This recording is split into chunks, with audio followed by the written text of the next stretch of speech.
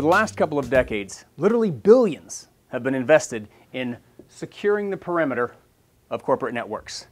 More intelligent firewalls, anti-spam, antivirus, intrusion prevention, intrusion detection. More and more money has gone into trying to secure the perimeter that houses our most valuable asset outside of our people, that being sensitive corporate information.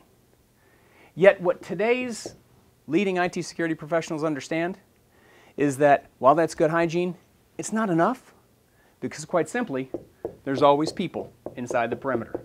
Most often they're trusted users. Sometimes they're malicious intruders. But even with trusted users, the fact is people come and people go. As they enter and exit, they create openings and breaches in the network. And more importantly, in today's BYOD, or bring your own device paradigm environment, smartphones, iPhones, iPads, USB keys, USB pens, as they leave, that valuable corporate information travels with them. They take it home, they send it to their web drive, they carry it around with them on iPads, iPhones, smartphones, and tablets. That means that the most valuable asset we have, or corporate information, is traveling outside of the protected perimeter.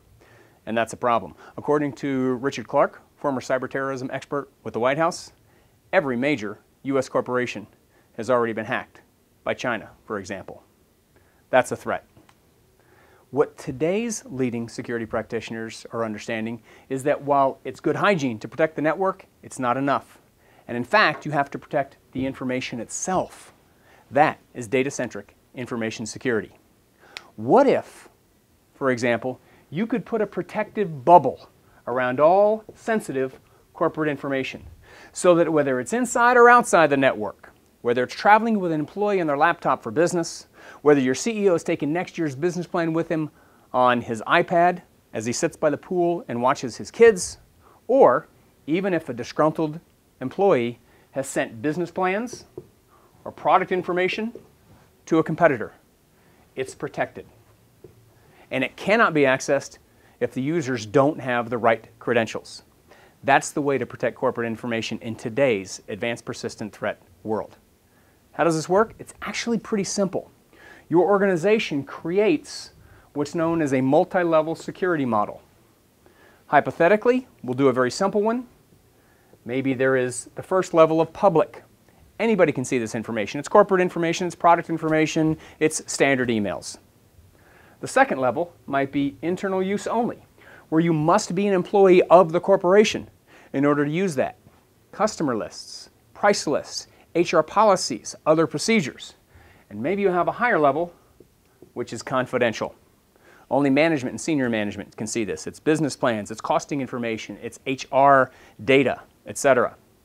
And for each level, you have an escalating strength of key. For public, no key is needed. For internal use only, you need a certain key. For confidential, you need a much stronger key. That means as you have critical and sensitive corporate information, it can be classified into a certain level, maybe even automatically, dependent upon the context. Does it say confidential, or does it say internal use only, or does it say pending merger and acquisition, or does it say do not share, or does it say upcoming project? You can define that and have these keys automatically applied, so that even if this information gets outside of the network, only people with the appropriate level have the ability to open and use that. Further, maybe you can even control what they can do. View it, print it, copy it, forward it. That is data-centric information protection. That complements years of investment in hardened networks. That is what leading IT security professionals are investing their time, effort, and energy in today. And that is Rights Watch.